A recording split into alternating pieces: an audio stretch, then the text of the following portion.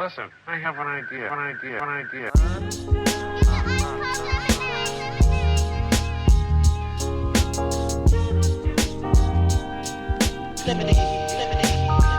how I feel when you make lemonade.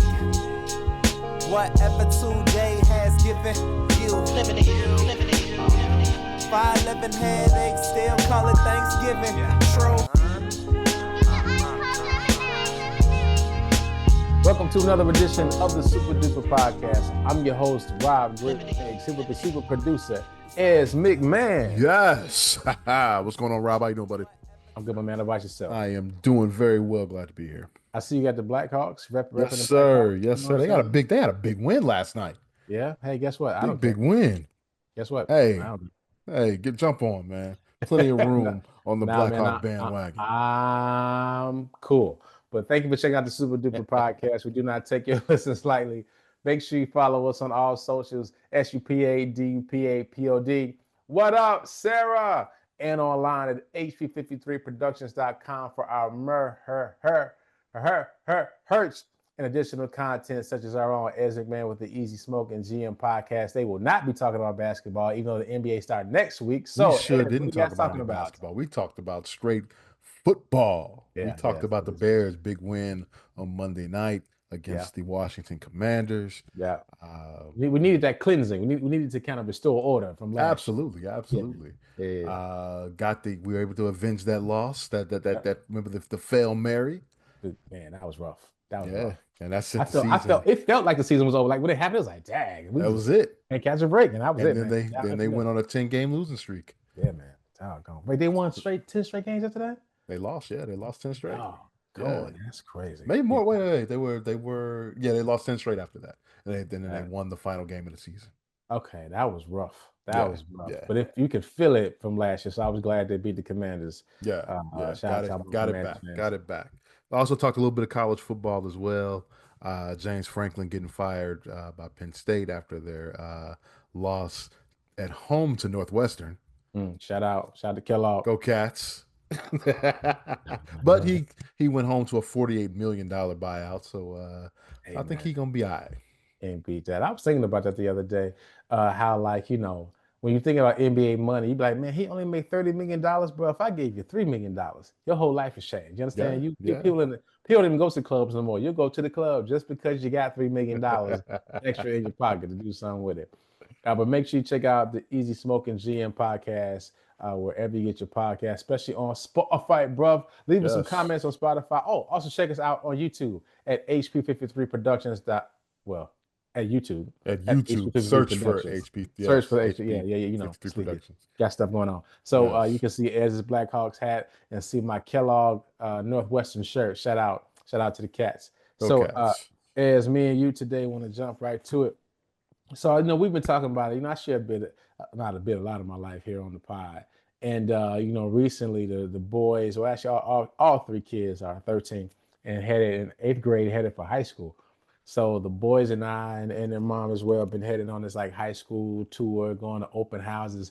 Aiden hates it. He's like, "Why I gotta go? Do I have to find a school?" I was like, "I don't know how to explain this to you, man. We gotta find a school you like. You gotta go to school. You gotta go to school, dude." He's like, "I don't want to go." Like, well, you're going. You know what I'm saying? Shout out to Champ. He got his school in mind. I don't want to say it just yet, but he got his school in mind. He still is going, enjoying, and he's being a big boy. He's talking to the people. He's asking like, "So what are your hours for your school day? How long?" I understand, Playboy. You gotta know. Is it possible I can be out here by 11:30? Well, we went to one 12. school, and as the day was 8 a.m. to 5 p.m. That's a long school day, man.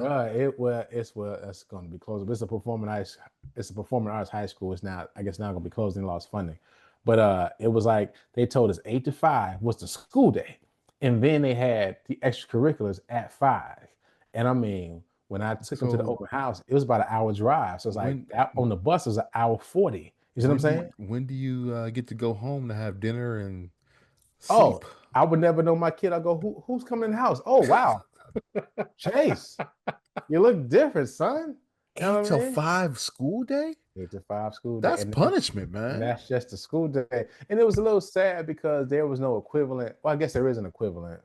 It's another high school. Again, I won't say the name of it, but the school that I guess is now closing, it was a larger, well-known performing arts school. It was the only one like it. And it was on north side, right? So it's like I'm sure the talented kids, and we know talented kids on the west and south side that like this is where they got to go.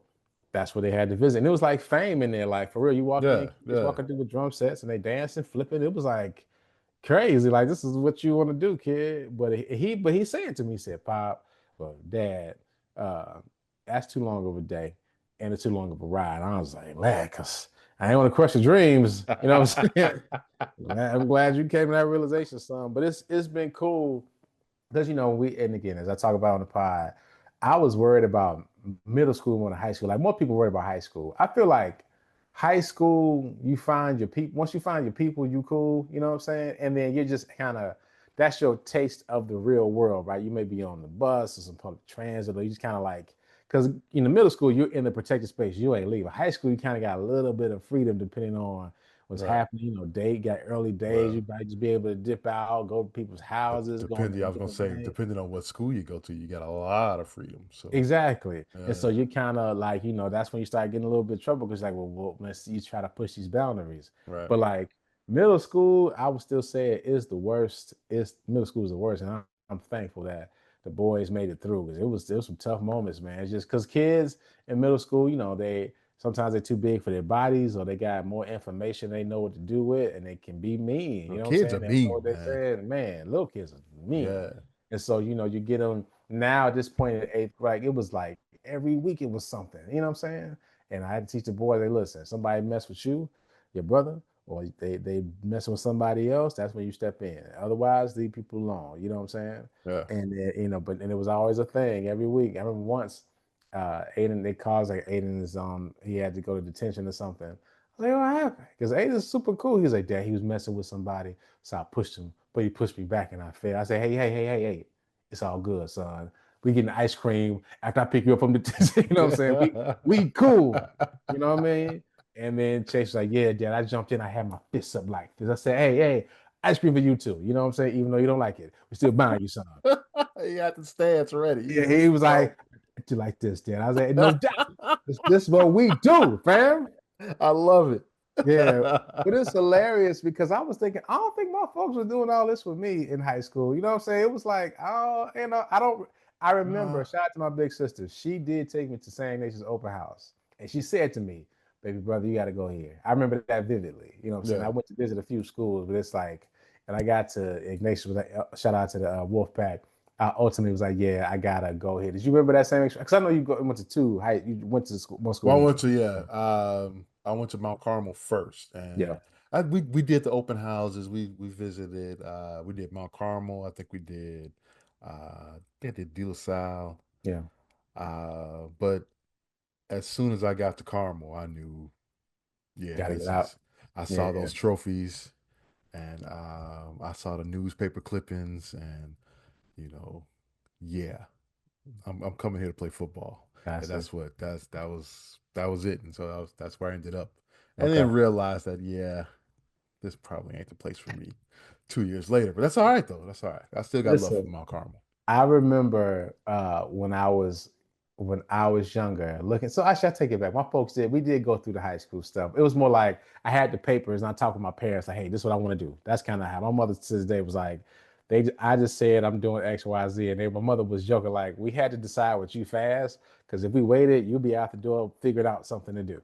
And so I think I remember saying to her, being like, hey, Mom, so I can't go to an all-boys school because girls are essential to my learning. I thought I was wise. I'm thinking like she gonna say, and she looked at me and said, shut up, stupid. And shout out to my mom because she saw right through it. I was like, I can't. Just in case y'all thinking about this, I can't go, man. I need to see some girls. But no, shout out to my sons. Just happy and prayerful we picked the right school for them, because that's the thing, right? You try to balance the whole trying to make such a decision that just determines their whole life. We never know what's going to happen down the line, right? You don't know what decision happens. I just want them to be in a place that they feel safe, they feel challenged, and they just find, things that they love to do and people they love to do it with. You know what I'm saying? Like truly. And that's kind of my goal. I'm not trying to put so much pressure on it. You know what I'm saying? Obviously, I want to get good school, the best if it, school. you know what, and the good thing is, if you get there and it's not the right fit, you can go somewhere else. Yeah, we talked about that too, man. That can Just trying to happen. keep it above. I'm the first person that can tell you that it works out. So was that a tough transition for you, like transferring schools? uh in my mind, when I decided when I made the decision to transfer, the one thing I was worried about, well, I went in saying, okay, I don't need no more new friends. I'm just going in. You just mad, huh? Playing ball, and that's it. And but then I also was like, man, but I do want to get accepted by these people. And I was going in my junior year, and so I was like, I'm gonna be the new kid. They've already been here for a couple of years, and I already, know the ropes and all that. But actually, when I got there, it was smooth, man. It was smooth. I had already had a relationship with the football team because I had already started practicing. Okay. We had actually, when we started school, we had already played 2 games. But so I had already built up some relationships with my teammates. There were people in the neighborhood. It was a neighborhood school, so I knew people in the neighborhood, and it was like I said, it was a smooth transition once we got there. But the those initial feelings of doubt and would I make it here definitely were there. I was definitely nervous. Yeah, it was weird because like my grammar school, go ahead and say this. Y'all beat us by 50. I figured I can't you can't let it slide. We beat you by a lot. I'm not gonna tell the score. I appreciate it. Thanks for sparing me today. We But beat it's y'all like, by a lot though. Ooh, I had a day. see, shout out to OL. But I went there from preschool to 8th grade. Okay. Like, you know what I'm saying? And it's like same school, same walk, you know what I mean? Like I knew from the small building to the big building to the last room, like it's like they had it where the 8th grade room was by the door, like when you walked out. So when you were like done, it was like, this is it. And there's no other rooms to be in. You know what I'm saying? I've been in every room. And but then when my kids were going to school, like, they had been in one school and then Brooklyn and changed to another school, then went to a different school. And I was like, are they going to be okay? You know what I'm saying? Because I never went to a different school. They had been to school, but just being resilient. You know what I'm saying? So it's like, I know even like high school was the same high school, college. But to your point, you just got to leave room that if it's not working, you just got to figure another way out. Right. But, so it's like, because sometimes we lean into, I'm gonna stick through anything, but sometimes that'll kill you too, right? You got to just know maybe it's not working out for the right reasons and make a move. But hopefully, the board, we can knock this out and we can pick the right schools and then just get through. Because here's this thing too: grammar school is this 8-year odyssey. High school is 4.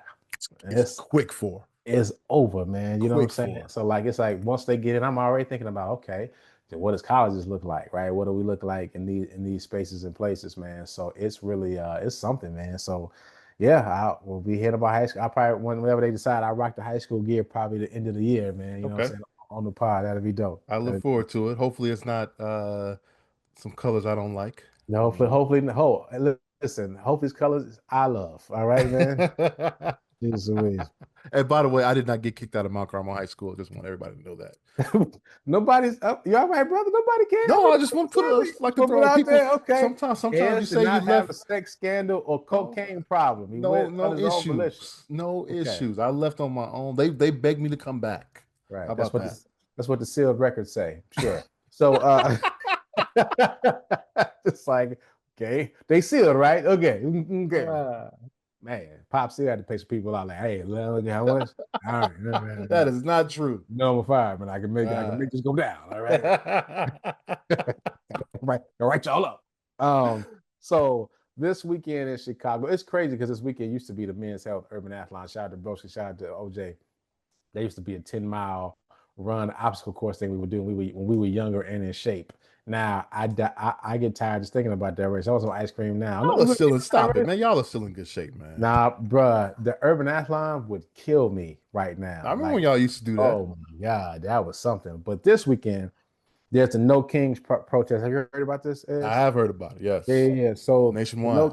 The No Kings movement began early in 2025, earlier this year, organized by a coalition of progressive groups such as Indivisible, the ACLU, Move On, and National Nurses United, and the American Federation of Teachers. The name references protesters' criticism of Trump's leadership style, trying to be like a king or dictator, accusing him of behaving like a monarch rather than a democratically elected leader. So in Chicago, the main protest is set for this weekend in Grant Park's Butler Field, actually, where we did everything else. And with related satellite events. It's also where the Obama president's acceptance speech was. Yeah. Jeez, man. Yeah. And Lollapalooza, I guess we thrown everything in there across numerous suburbs, including Aurora, Bolingbrook, Arlington Heights, and Broadview. So the previous No Kings rally in June drew 10,000s of participants in Daily Plaza and downtown. And so in October, of course, on Saturday, they want to make sure it's a peaceful family event, chalk the walk gatherings, and senior rallies. So, of course, protests have sparked heavy criticism from Republican leaders. House Speaker Mike Johnson claimed without evidence that the movement is linked to Antifa. We still call things Antifa. And guess what? Pro-Hamas. Are you serious? They wildin'. Characterizing it as a hate America rally. Bro. Wow. Wildin'. They just say anything. Activists and civil liberties groups counter these claims, asserting that the protests are constitutionally protected and rooted in patriotic dissent. And, shout out to Dr. Williams, because he always says, you should be able to, you critique what you love to a degree, right? And it's like, I can be a proud American and still know that something's wrong with it. That's to me, that's a good sign of a family, right? Nobody in your family is perfect. Y'all should be able to tell each other, hey man, I don't like me. That's how we do it in my family. Hey, I don't like when you say that hurt my feelings. Or I'm sensitive about that. I don't know why you dressed that. We go, my bad. Didn't know. We make a joke about it. We keep it pushing. You know what I'm saying? And it's like now we're in a space where you can't say anything negative about anything, especially if it's about the White House. And you notice now people speaking, it's nobody of color, it's barely a woman. I was speaking the other day. But we can't say that now in this space, and that's just not how it should be. But the controversy stems from the clash between anti-Trump demonstrators emphasizing democracy and civil rights, and federal or conservative critics who view the rallies as subversive and unpatriotic. But I think this is I know this is an example of what we've been talking about, how everybody feels like they have no power in this administration. Let's just let it happen. But this is an example of people using their power, right? This is not nothing. And if these rallies keep happening across the world, this will soon begin to influence voters, because you hearing with the shutdown of the government, that's a day 18 probably right now as a recording of this pod, and this health stuff, this subsidy and the higher premiums and whatnot are going to affect people not just in blue states, in red states. Like this is going to unite America in probably in a way the administration doesn't think it will. You know what I'm saying? But and then we'll see that change in the next midterm election, next November. God willing, we make it there. I mean, the way the world moving.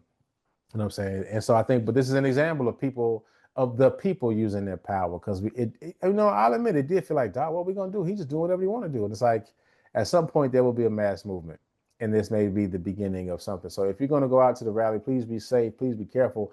And this happened a lot during the demonstrations when George Floyd was murdered, right?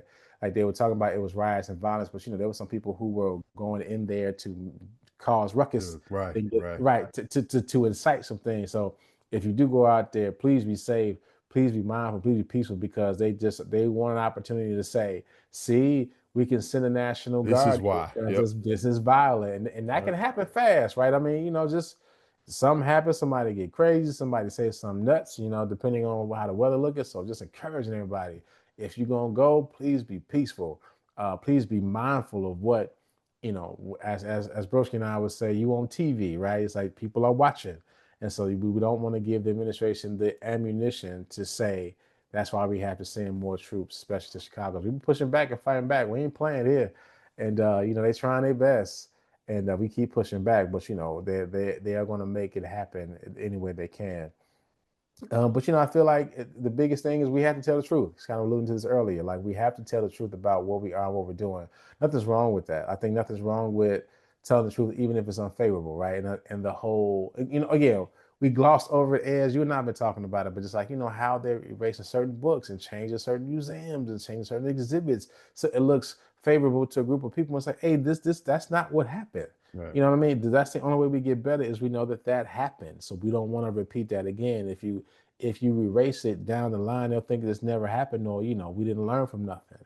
So that's why we have to tell the truth wherever we can. So y'all be safe this weekend if you're in the rally. If you're not in the rally, please keep just thoughts. Pray for these people. Make sure everything is safe because we got voices, man. We do, and we can use them in protests like this. We can use them at the ballot box. They are again, Dr. Williams talks about it all the time.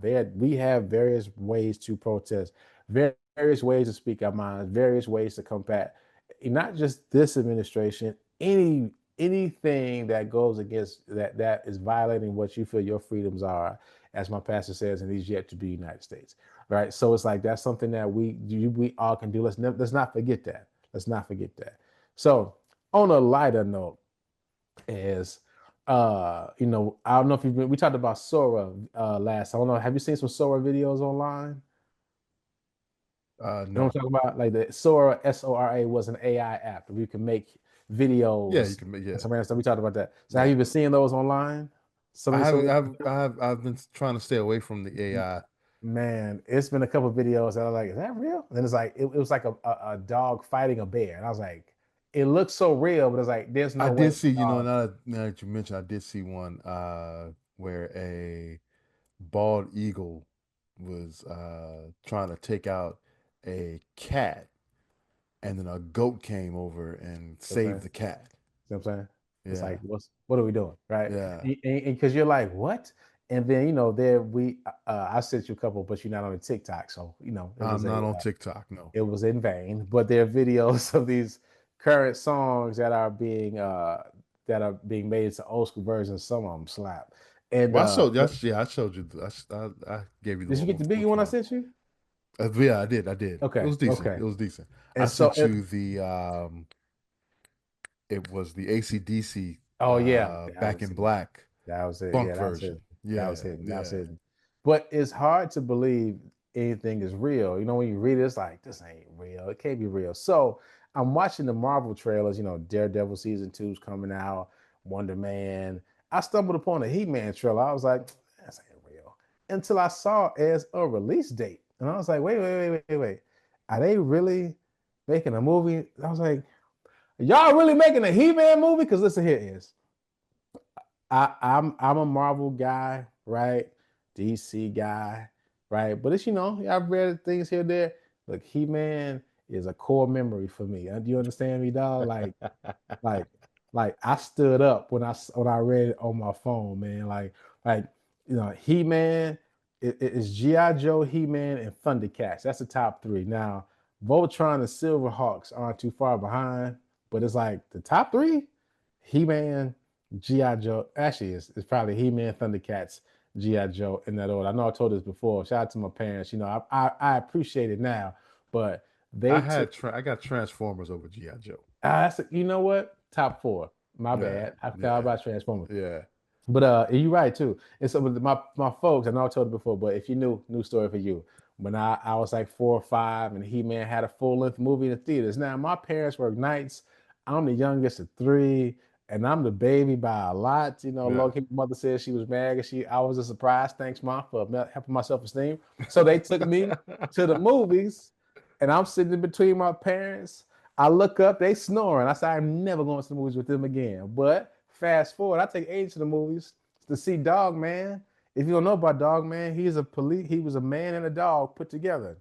At the beginning, I saw a man and a dog. When I woke up, the Dog Man had saved the day. I missed the entire movie. You're turning into your parents. I was like, sorry, Mom and Dad, because I was mad at y'all for a minute. But the Progressive commercial warns us about that. Hey, man, it happens, bro. But the He-Man movie is a big deal. So apparently this is coming out June 5th, 2026. Hey, that's my birthday. Special day, man. Special day. Yeah. So Masters of the Universe is an upcoming American superhero film based on the Mattel franchise, same name. Remember what happened the last time they released the Masters of the Universe? That was a bad movie, man. That's what I'm saying, dude. It's like they can't mess up. But let me read this real quick. Directed by Travis Knight, stars Nicholas Galitzine. I don't know who he is. Never met him. Prince Adam is He-Man, and he returns to his home planet Eternia to save it from the evil forces of Skeletor, played by Jared Leto. Really? Okay. Yeah. Allison Brie is Evelyn. Idris Elba is Man-at-Arms. Okay, I see that. Yeah. So scheduled to be released on your birthday by Amazon, MGM Studios, and internationally by Sony. So listen, Amazon, please listen to me. I know y'all been late with the packages lately. They've been late. I mean, that Prime, I don't know what I'm paying for. I haven't had one day shipment in a long time. And I feel you. But hey, I can take that if y'all make this He-Man movie right. Listen, again, I take off the glasses. Amazon, do y'all hear me? Please make sure y'all make this movie right. It's gonna be some smoke in the city, man. Like y'all, for real, I can't express it enough, man. Like y'all got to get this right because you figure they got the technology to make it right now. You know what I'm saying? I think to me that it is how the Skeletor looks. You can do the He-Man, right? You know, that buff guy. You know, it's the Skeletor and the Gray Skull. Like I think that's and maybe even the transition from Prince Adam to He-Man might be a little tricky because I didn't realize they got Masters of the Universe on Netflix. I didn't realize how small Prince Adam was compared to He-Man. Like He-Man was like 9 feet tall. 9 feet tall.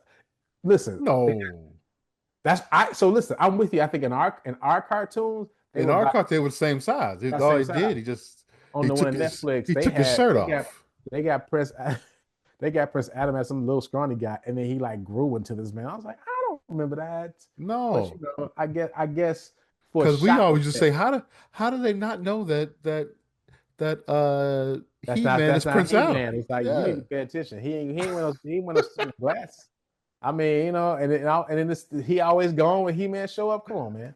Never the same place at the same time. I mean, that won't fly today. It's like, hold on, it's you. You are definitely He-Man, bro. We got you on tape. They got you on all videos getting undressed, fam. But man, that's gonna be great. It's interesting you bring up He-Man though. I was talking to my mom. The nephews were in town, and we were talking about toys, and she brought up the fact that I liked He-Man. Yeah. And she's like, oh yeah, he had all the He-Man toys. He had He-Man, and she brought up. I think she said Mechaneck, which I'm surprised she was able to get that name. She probably singing that all over the house, and you screaming. And then she said She-Ra. Now I don't want this to come off as listen, I already know. as misogynistic. I said, no, I did not have a She-Ra. Stop that. She said, you did. I was like, no, I did not. No. That didn't happen. I mean, listen, man. Listen, He-Man. Mom was telling lies on me. He-Man is one of great. I mean, that was his inspirational cartoon. Just like, you know what I'm saying? You got to think of He-Man and Thundercats, pretty much the same show. You think about it. It's the sword that make you great. You know what I'm saying? Yeah. You wield this power, and it's like, that's that. But I watched Masters of the Universe on Netflix was pretty good. They kind of nerfed He-Man though. They took him out the game early. And I guess the woman that was his girlfriend, she was kind of the star of it to save He-Man. So, it's like they still didn't do it the right way. But I hope this does well, because if it does well, this could be big, man. You know what I'm saying? Because I feel like do you think the kids will know who, or is this gonna be for us? I think it's for us with kids and nephews, right? It's like you'll take them, like if your nephews were in town next year, God willing, right? And they hear you like, you know what? I take it to I know you don't go to movies like that, but would you take them to this? I'll take the boys. See here, man. Yeah, I would. You know what I'm saying? Like, and it's like, and my thing is, will I be looking at this like, hold on, this ain't what I remember. This trash, y'all. Will I be so that's what I'm afraid of. Into it that I won't just be able to enjoy. Kind of like people who are comic book, nerds won't be able. Shout out to the Blurs. They can't separate just what the lore that they know from the movie that they're watching, right? And so it becomes, unfortunately, a not enjoyable experience versus just like picking it apart. It happens that like when people make movies out of books and it's like, They go, this isn't in the book because they had to make a movie out of it. That's why. You know, my man had 900 pages to flush this thing out. They got 2 hours to make it happen, man. So, but Amazon, listen, I'll take these late packages. I'll take these late packages if you get this movie right. Get it right. So as we got this segment, things that Ez missed on the internet, man. So yes, I'll touch on this briefly. You can Google it if you got time. But did you hear about the man whose grave got blown up? No. What are we doing? So apparently there was a man, a Kansas man, I think it was Kansas City man, whose grave and casket was dug up and blown up. They said they think that somebody stuck dynamite in it and blew it up. But damn, he has real enemies. He died in 1998. So this is like 27 years. I should be laughing about this. 27 years later. They're like, who would do this 27 years later? Crazy. That's just, man. Somebody got to hate you, like, for real. I mean, talk about holding on to a grudge. Right. It's like you know what, where he at. Or you know what though? Maybe they found out about something and 30 years later. And just be like, we're gonna get him still, but I don't care what it is. At that point, you know, he really ain't there. You know what I'm saying? Like, it's like you just blowing up his, you know what I mean? Yeah, but they got a vent somehow. They couldn't talk to him. So they said my man, he had 9 kids when he died. He was early 20 something. That's what happened. They could score love or something. Yeah. Like, so it wasn't ops. Or he was messing with somebody and the significant other found out and they was like best friends or something like that. You know what we gonna do, girl? I got dynamite. Whoa. Where you get dynamite from, man? Yeah. Because come on, you don't hold on 30 years for something like that. And to your point, that just came about. You know what? You might be on some else. It's like, you know, they had a birthday party. Like, it's your birthday. Yes, my son's birthday too. Huh? Who's his daddy? That's what I'm saying. Yeah. Knock. Wait a second. You're thinking. Yeah. I'm with you. That's like, I'm tired of him. I keep finding out about all kinds of stuff. Yeah. They blow it up and slide out. You know what I mean? Yeah. They didn't hold on to that for 30 years. That's wild. That's wild, bro. Yeah. Say, listen, more of the story is y'all to live right, okay? Just live right. Somebody blow up your grave 27 years later. Jeez Louise. I mean, he like, dang, man, I'm dead. That's still blowing up stuff. So what do you do now? I'm sure they got to, you know, because that's because my thought was this: it's not just that grave. I'm sure it wasn't like a clean dynamite explosion. It's like stuff went around and got blown up. You know what I mean? So somebody coming to see, you know, Grandma Marge, it's like, hey, what happened to Grandma Marge's grave? What? You know? That wasn't very thoughtful, whoever that is. I'm sorry. Not at all, man. But again, that should be frowned upon. Got to live right, man. Yeah. So before we get out of here, Ed, I want to do a special in the 90s. I'm born into the 90s. Make it feel good. Come on, make it feel good. So we all have heard, if you listen to this pod by now, that the one and only D'Angelo, also known as Michael Eugene Archer, passed away on October 14th. And shout out to my family. They were sending me text messages because, again, if you listen to the pod, you know who the king is. But also, D'Angelo is truly like one of my favorite. By the way, I didn't say that. It's always, y'all know who the king is. I'm just saying. But D'Angelo really is also one of my. I can't say enough about his music. I love it so much, man. So, you know, I just wanted to use this as a special time to pay tribute to D'Angelo, man. You know, I was thinking about, especially in the 90s, because Brown Sugar came out. The song was released June 1995. And then the album came out July 1995. So right before my 16th birthday, right after your 16th birthday is.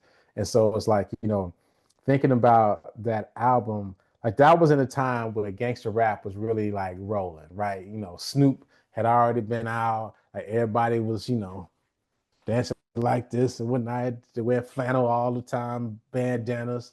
And then you got this guy come out singing real smooth with a piano and a couple instruments. And it was like, yo, what is this? And as a drummer, right, at the time, you know what I'm saying, I wasn't a gangster, you know what I mean? I grew up in the hood gangster, but I went to St. Ignatius College prep, you know what I mean? I wore preppy clothes in school, you dig? And so it was like, man, this is some stuff you can listen to. And thinking about it now, D'Angelo was 21 when he made this album. We're 16, and he's singing about like a young adult, young love. I'm trying to apply it to my 16-year-old life. I don't think I even have a car. I just got my license. You know what I'm saying? Singing "Lady" and "Dream Eyes of Mine." Right? Shout out to the mixtapes we was making back then, man. Yeah. But it was just such a cool thing to see and listen to. And I remember this was the first music I could listen to that my parents liked. Right? They didn't like my music at all. But they were like, "What's all this hibba hit? Hi, make fun all the time, right?"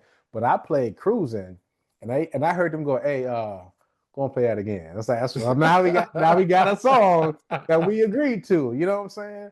And it's just like D'Angelo was everywhere, but he was this mysterious guy. He had this weird name. Where he from? People always from New York. He's from Virginia.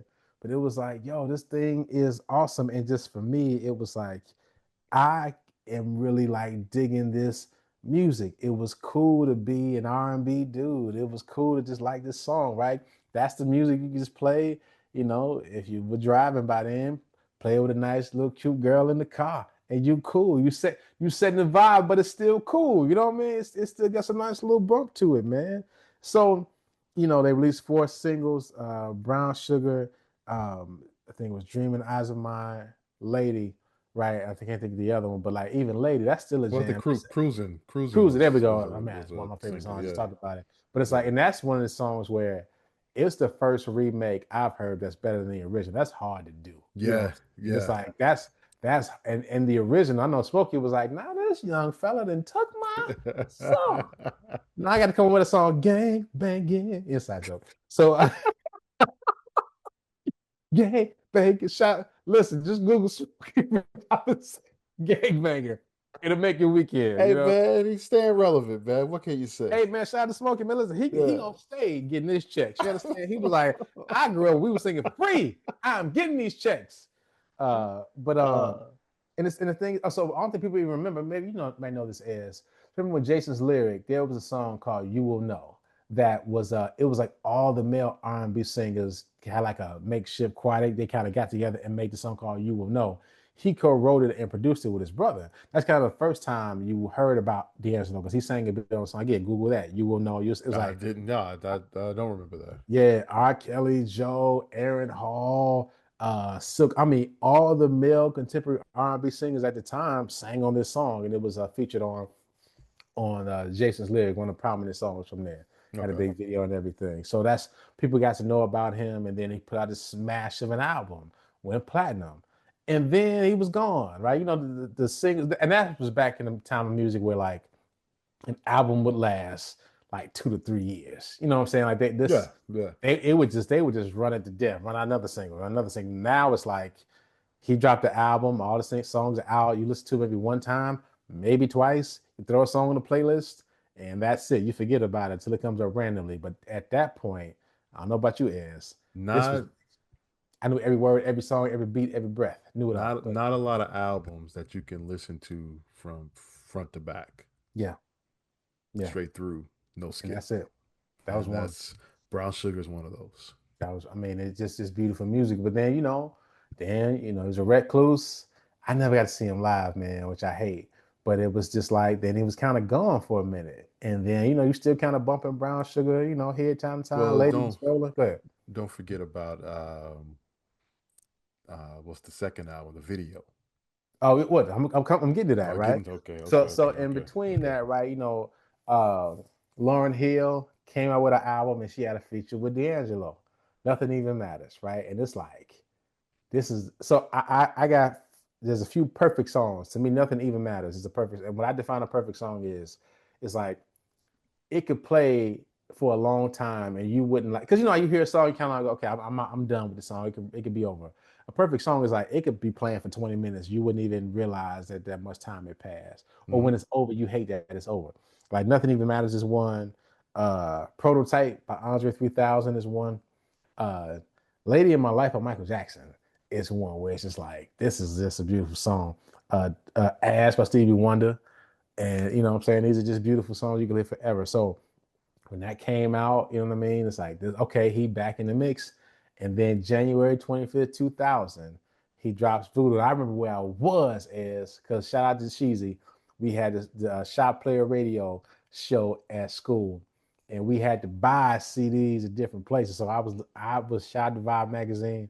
I would get the Vibe, knowing when the music coming out, because again, he's finally coming out with another album. We can only play Brown Sugar for so long, and I'm in Boston, and I'm buying. And that's the CD was $20, and it was like, if I wait for Tile, I can get it for $12.99. But I needed it then. I needed it now, and I put in that Voodoo, and it was just like, okay, like that's 40. So I was a junior in high school. We were juniors in high school when Brown Sugar came out. Now we're juniors in college. Had a little bit of life experience, moved away from home. You're expanding. That's kind of how this album was, man. I mean, and Voodoo, I think, now that's to me one of my favorite albums to listen to front to back. And it's so different than Brown Sugar. Like, it sounds like a whole different guy. You know what I'm saying? This is more music to it, more instrumentation, different types of music. Like Brown Sugar, you can tell this is an R&B cat. Voodoo, it's like, this is a musician here. You know what I'm saying? And everything is, got Questlove on there, different artists and musicians helping to make this music come to life. And then you have the smash, the banger, How Does It Feel, right? The untitled song was just, how many parodies of that have we seen, right? And when that music come on, everybody know what time it is. You know what I'm saying? Now it's odd because I was reading, just doing the research for this segment, that was kind of a gift and a curse for him, because it gave him a lot of commercial success, right? Because it's like, that was a big, huge hit. And my man's half naked in the video. I mean, everybody's doing sit-ups and push-ups there. It's like, that's what the girl go crazy for. I got a problem. I was just doing whatever the girls liked, I'm gonna do it too. Push-ups, cool. So we got it. And so then, but it's like, he was uncomfortable being a sex symbol, right? Because he was now, because before that, he had the big leather jacket on and he was behind the piano. Now he got to perform with a shirt off and leather pants on, right? And a bandana. And for him, according to what I was reading, that was hard for him, because it was like, do they love me for my craft, or do they love me because I'm a sex symbol? I mean, at the time, I wouldn't care. They love me, right? Hey, sex, let's do the sex symbol. But hey, he's a true artist. He wants you to know. Right. He Like my music, look at me in my face, my eyes. Hey man, he better man than me. But that was his kind of connection. That was working against him. It's weird because he got this great music out, putting it out, but that was a struggle he was having.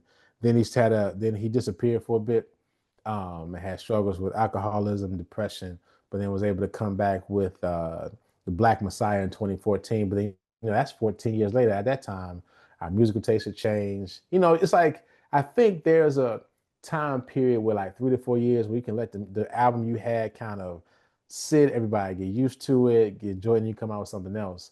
And I think he was doing okay at that, but 14-year gap, I mean, the people who were with you have kind of grown up. They've gone leaps and bounds on something else. And it's like he was trying to get that old thing back, but we had moved it along. I mean, again, he still won a Grammy off of that album. You know what I'm saying? Which is so he's still putting good music out there. But just to hear that he passed, it's like, I hate that we do these tributes and we do these conversations when somebody is now no longer with us. I mean, and what I saw, they said he was in hospice for 2 weeks, man, and had been hospitalized for months, dealing with pancreatic cancer. So, I hate to hear that he suffered, but praying for his family. And, he was with Angie Stone. They had a son together, and she passed away a few months ago. Yeah. So, and a lot of people are pouring out there because, I mean, he was undeniable, man. And just, thinking about that music at that time, it's like, there's a show Netflix airs. I don't know if you saw it. It's called Forever. And it's about like people, this high school couple, like this, they're their first love and going through high school and whatnot. But like, those are formative years. And like, when I think about D'Angelo, I think about that time in life, just, in high school and, trying to figure out what life means to you, or you kind of have a soundtrack to your life. And that was a soundtrack among other things, right? But that's when you think about, I don't know about you, I think about D'Angelo, especially Brown. That's junior year high school. Voodoo was like, this is college, right? And it's like, we all did some new different things. So I just, hope he rests in peace, man. And really appreciate all the music that he did. But again, just for us, he's a young man. Like, he died at 51. Like, we're not far from that. And that's not an old person at all. I mean, it's funny to say that now, because when we were 15, 16, that's older than us. But now it's like, nah, brother, you are a young man. But so just, if nothing else, just reminding us to take care of our health as much as we can, right? Go get checked out, eat right, sleep well, you know what I'm saying? Because you just never know. And also just thinking about how he didn't want to be viewed as a sex symbol, and how most of us would have taken that sex symbol moniker and commercial success, and be like, yes, I won. But I was thinking about how what's wrong. I think that's a lesson that we can take with us in terms of, we do so much, because he was right before that money ain't a thing, right, kind of era. You know what I'm saying? He just making music just because he love it. And how often are we doing things for the money? I mean, unless I get it twisted, like Chris Tucker said in Money Talks, I want to get some diamonds too. I ain't doing this just because, you know what I'm saying? So you do want to make some bucks, but at the end of the day, are we living with passion? Are we doing something just because we love it and we want to dive deeper into it just because we love it that much and we just get better at it, and then we do it so much that somebody pays us for our talent, right? How often are we doing that? I ask myself that all the time. Like, what am I doing that is a passion versus doing to get a check here and there, right? So, shout out to my job. I appreciate y'all. I still want them my check on the 15th and the 1st. So, just want to put that out there. Passionate about that. There's other shows. You dig? But yeah, I just encourage you guys, find that thing that's passionate for you and live in it, and live into it as long as you can, man. But we can't succumb to any pressures. We got to make sure we take care of our health and take care of our people. So check on those that you love. And again, we hadn't heard from D'Angelo until he died. So maybe there's somebody you haven't heard from in a while that you need to holler at or just reach out to. You never know what people are dealing with or what's going on. This is a sign. Call them, text them, say hey. Just thinking about you, man. Even if they don't respond, I have countless stories of people that I just would hit, just like, hey, man, think about you. Hope you're doing well. And then I'll see them months later and say, man, I appreciate you checking in, right? It's like, I was dealing with X, Y, and Z. My bad, I couldn't get back to you. We don't know what that means to people and how that helps people. So RIP to D'Angelo. Thank you for your music. Thank you for sharing your gift with the world, man. Again, rest in peace and prayers to your family that I'm sure is missing you as well, more than we are. So that's our show for today. Thank you for checking out the Super Duper Pod. We do not take your listens lightly. As I miss anything? No, I think you covered it all. Fantastic. Make sure you take care of yourselves and each other. Hey, mama, this is the Super Duper Podcast. Real pain, champagne from you and I. Wait, you alive? Now that's champagne if you was I. Would you be off on this campaign? Is it suicide? If you know that bringing hope here is how careers die. Or do the K stand for kamikaze? The J silent is everywhere, you can feel them probably. Surely, lately, I've been up late with demons in my basement trying to get me to hate this. Life thinking I should be further and then I choke up. As soon as I got silent, then the truth spoke up. This said, how you know you ain't perfect? Let that soak up and soak in. You know how you